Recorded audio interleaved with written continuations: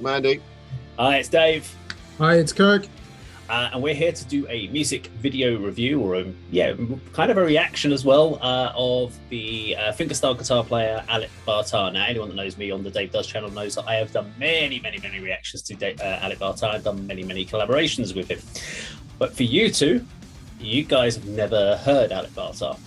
And I thought it would be a kind of an interesting route to take you down this journey, this little rabbit hole that we have of his 5.6 million subscribers that he has on his channel, with most of his videos being somewhere between sort of 750 to 15 million. So his Queen's Bohemian Rhapsody, I think this is around about 15.6 million views on this particular video that we're watching today. And this is one of the main introductions that people have for Alip Barta, so I thought it'd be great to sort of show you this. Let's get your opinion on it. The things I found about it, actually, do you know what? I'm going to not explain what I think about it. I'm going to give you, so you've got nothing to set up on it, and just see what you think. And we'll, as always with these videos, we're not going to pause it. We're not going to talk during it. We'll share our thoughts and feelings at the end, and we're just going to enjoy some fingerstyle guitar playing by Alip Barta. So I think let's just go straight into it and check it out.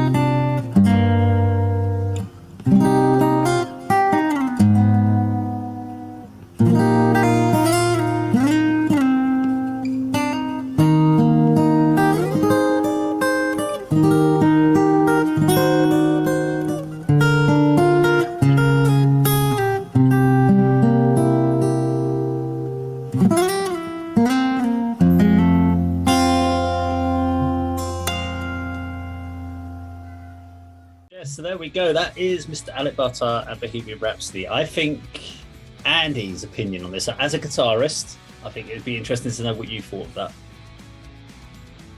Probably the most impressive thing I've ever seen anyone do on a guitar. That was incredible. Yeah, very, very talented man. It's, yeah, very, very impressed. I mean, the passages where there is the vocals from Freddie Mercury, you can almost hear, you can hear the lyrics almost in your mind. He's not just playing the notes of the vocal melody, he's playing every single syllable that Freddie Mercury would have sung over those parts of that classic song. It's crazy because when I did the collaboration video where I played the drums, bass, and I added some electric guitar to make it all sound full, and then I dragged Freddie Mercury's vocals over the top, and I didn't even have to shift change them or pitch change them or cut them to make them fit. He actually plays it the exact tempo of the original track with all the phrasing exactly the same. And I was like, hang on, you're not even playing to a click track, you're not even listening to the track while you're playing it, and yet he managed to play it metronome perfect. I'm like, and the thing I don't get is he's not a formally trained guitarist. This is all self-taught. And I mean, I struggle enough of the time with the song to remember that there's like 4 different riffs in a song that I have to repeat and go back to, and that there's so much phrasing. I mean, when I tracked Bohemian Rhapsody for it, I was doing the bass line for it. I had to break the bass line into separate sections and record literally 4 bars of it, then learn the next 4 bars, lay down those 4 bars, because it's so complex, all the constant changing, that I couldn't remember it all. So for me, he did it in one take, just pressed record on a little microphone on the top of his guitar and then just recorded the song from start to finish, not sections. Yeah. That's the thing that kind of just throws me and blows my mind every time I think about it, because it's just nuts. But Kirk, what did you think? Yeah, I mean, I've already run out of superlatives to describe it.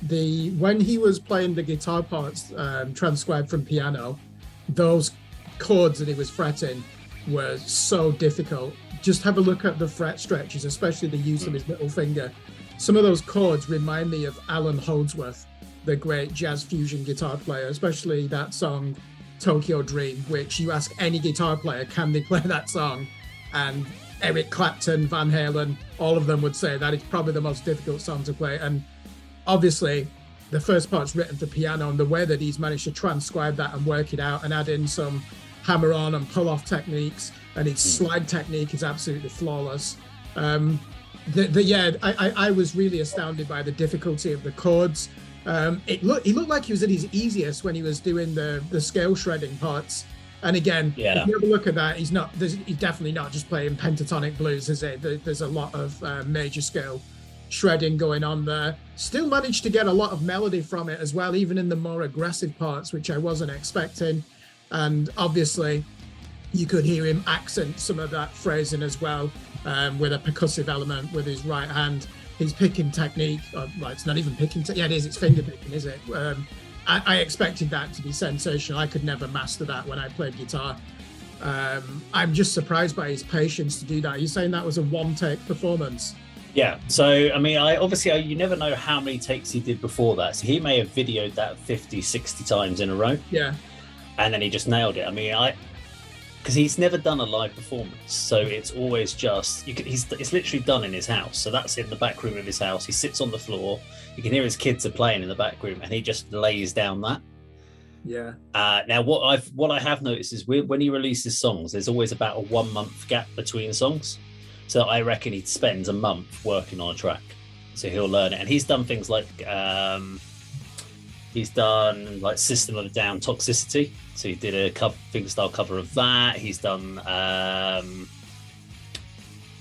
Michael Jackson's Black on White, or Black or White. He's done loads of different ones, which are quite cool to go check out. But I think this was the one that had the most variation of what he's doing. I like the fact you also picked up about he's using his little pinky for his percussion elements, and he does that on a lot of tracks. Yeah, I've tried doing that. When you're sitting there trying to do finger picking and then trying to do that little impact thing, it completely throws you off. There's trying to keep a percussive element, or using your palm as well, because some people use their forearm on the top to get like the bass drum, and it's just so difficult to kind of focus on the guitar picking technique versus percussion elements at the same time. And I like the fact that you look at him, he doesn't look like he's even concentrating that much. He just looks like he's just chilling.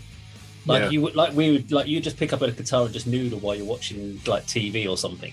That's what he came across like, but he's just laying down Bohemian Rhapsody in his spare time, which is a kind of a crazy thought. And I think, I'm not sure if he does it on this particular track, but what he has to do in a lot of cases is he changes his guitar string tunings. So he will drop like a couple of the keys or a couple of the strings. He'll drop into various tunings. So it's never, his guitar is never set up like in standard or drop down by one key. He'll drop the E by 2 whole keys. So that way what he can then do is play certain chords, and that way he can play the chord and play the lead melody and do the vocal melody at the same time, because otherwise his finger stretch would be too much. So he has to sit there and break down the actual tuning section so that he can retune his whole guitar to make it work. And what he does do in his videos, he'll tell you what string tuning he does, and you'll see other people doing fingerstyle covers of his fingerstyle cover of someone else. It's very odd. It becomes this weird fingerstyle like vortex that you fall down. So is that the main term then, fingerstyle guitarist? That's how you describe the music? Because fingerstyle, there's loads of them out there. I've checked out ones like Josephine Alexander is a great fingerstyle guitar player. Again, a lot of the ones I've picked or I've checked out are ones that have done Western covers. So I know that like Josephine Alexander did Avenged Sevenfold's Afterlife. We've done, he's also done Buried Alive. I wonder if he could, do you know what would be an interesting challenge for him? If he could take somebody like Pat Metheny and just cover one of his songs. Because obviously what he's doing is he's taking songs with multiple layers that are well known. But Pat Metheny obviously is that type of virtuoso guitar player, isn't he? He really changed the game in the 80s. And I wonder if he could just do a straight cover of his work, or even Alan Holdsworth, as I said, arguably the finest guitar player of all time. When I watch something like that, I always think, will my favorite guitar players, can they even do what he was doing? And the ones I would use, Van Halen, yes, I think he would be able to do that, because you have that song Spanish Fly from, I think it's Van Halen 2. Ty Tabor from King's X, yeah, he probably would be able to do that. But my God, it would be challenging. And even Brian May must be looking at the guitar interpretation of those piano parts thinking, wow, what are the chords? These are the chords you have to play. Just one last thing from me, I'd just be intrigued to see him play something like Periphery Reptile, 16 minutes. Unbelievable, the guitar playing and the dissonant chords that they're experimenting with. He would have no problem with that. I think he would enjoy it, but he'd be having to play a 7-string, but it would be down tuned to I think drop A. So that would be interesting. You said he's done Toxicity, so he has delved into sort of rock metal. He's done some Avenged Sevenfold. He's done some classic rock in there. So he has done a few. He seems to be primarily focused on originals at the moment. And I have to be honest, when I've done the last video he did, I didn't do a reaction to it. And the reason behind that is I had a very, very brief listen to it before I did, and I knew that my reaction was not going to be a positive one for it. Because I think because he's trying to obviously build a brand himself about his own music, because obviously he wants to get paid, he wants to do it on DistroKids. The way I've phrased it when I've talked about his originals is they're simplified, that he's going for very slow, melodic, ballady kind of ones, and now he's started to try and put vocals on, which is I'm impressed that he's given that attempt, but he's not a strong vocalist. So to me, he's lessened his brand by doing so. And without him giving like the higher energy stuff like he did with like his covers of Toxicity and some of the other rock stuff that he did, like going down that route and going, rather than doing the shared revenue point of view, which he would have done that way, by going into his originals, he's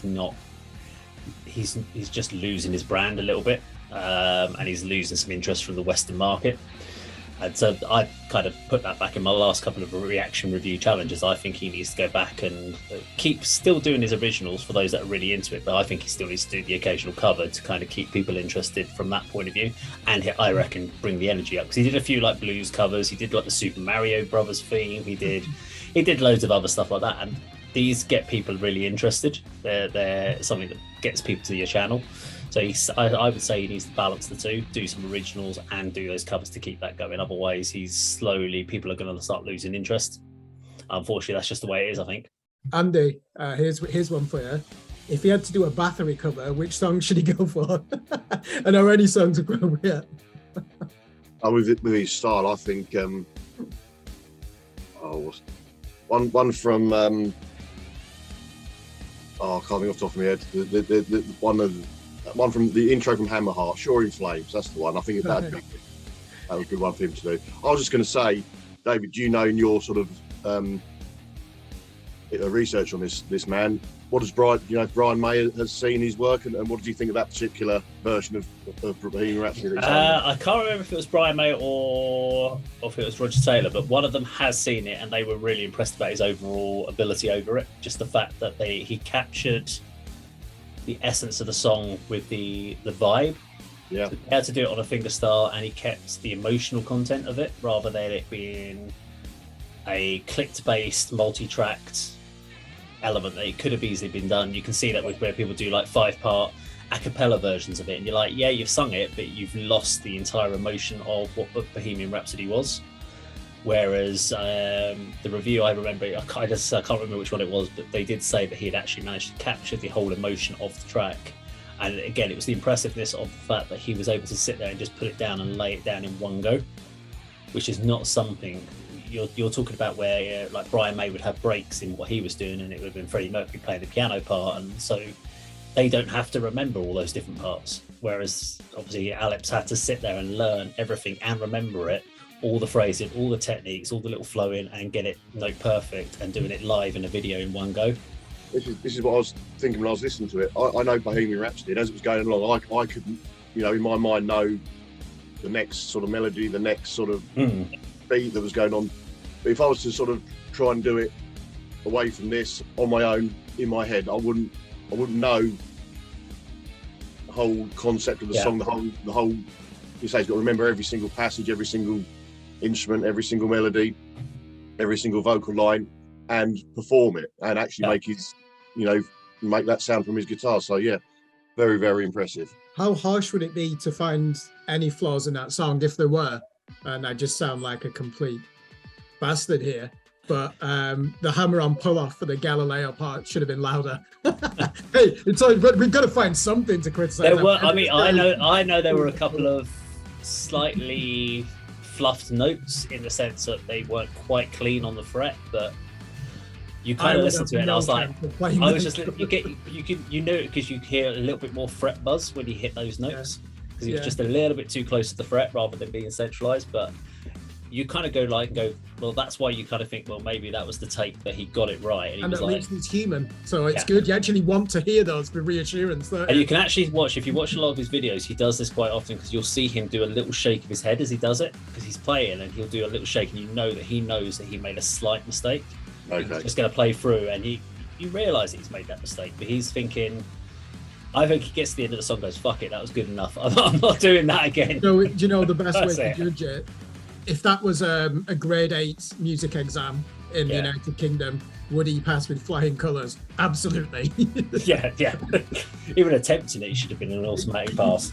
Right, well, that was our Alec Barta Bohemian Rhapsody reaction review. I think that was a positive all round from all of us, pretty much.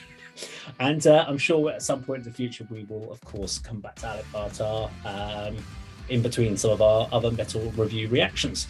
So thank you very much for everyone for watching today, and we'll see you on another video sometime very soon. Take care. See you later.